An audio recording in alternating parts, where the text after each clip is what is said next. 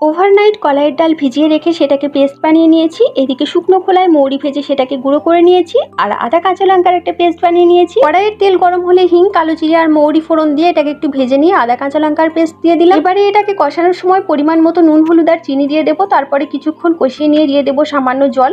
এবারে দিয়ে দেবো আগে থেকে বেটে রাখা কলাইয়ের ডাল। কিছুক্ষণ নাড়াচাড়া করতে করতে ডালটা যখন শুকিয়ে আসবে দিয়ে দেবো আগে থেকে গুঁড়ো করে রাখা মৌরি। তারপরে পুরটা নামিয়ে ঠান্ডা করে নেব। এবারে মিক্সিং বোলের মধ্যে 3 কাপ ময়দা নিয়ে নিলাম, আর নিলাম পরিমাণ মতো নুন, পরিমাণ মতো চিনি আর 1 টেবিল চামচ ঘি, আর আগে থেকে গুঁড়ো করে রাখা মৌরি আর আদা কাঁচা লঙ্কার পেস্ট। এগুলো দিয়ে ময়দাটাকে মেখে নেওয়ার পর ডাল বাটাটা দিয়ে দিলাম। সবকিছু দিয়ে ভালো করে মেখে নেওয়ার পর ঈষৎ উষ্ণ গরম জল দিয়ে ময়দাটাকে মেখে রেখে দিলাম। এদিকে ডালের পুরটাকেও গোল গোল করে রেখে দিয়েছি। এবারে ময়দার লেচি থেকে নিয়ে তারপরে হাতের সাহায্যে গোল করে আমি এইভাবে পুরটাকে ভরে নিয়ে রেখে দেবো। এবারে তেল বা ময়দা ছাড়াই আমি এগুলোকে বেলে নেব। এগুলোকে এইভাবে একটু মোটা করে বেলে তারপরে কড়াইয়ের তেল গরম হলে এগুলোকে ভাজার জন্য ছেড়ে দিতে হবে। এবারে লাল লাল করে ভেজে নিলেই হয়ে গেল রাধাবল্লভী।